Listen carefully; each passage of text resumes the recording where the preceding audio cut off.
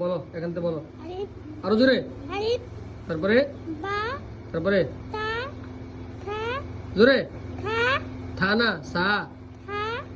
তারপরে জোরে আরো জোরে ডিম না তো জিম জোরে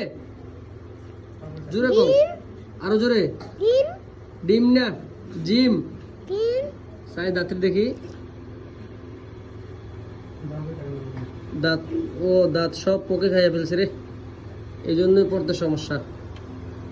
মানে পড়তে সমস্যা হয় তুমি দাঁত তো সব চকলেট খেয়ে আসো মনে হয় সব পোকা খাইয়া ফেলছে দাঁত তোমার এদিকে চাও সাই দাঁতগুলা এই যে দেখছো তোমার দাঁতগুলো পোকে খাইয়া ফেলছে এই জন্য পড়তে তোমার সমস্যা নতুন ছাত্র না আস্তে আস্তে ঠিক হয়ে যাবে ইনশাল্লাহ আপনারাও আপনাদের সন্তানদের বিষয়ে খুব সচেতন থাকবেন যাতে করে আপনার সন্তান যেন কোরআন পড়তে কোনো সমস্যা না হয়।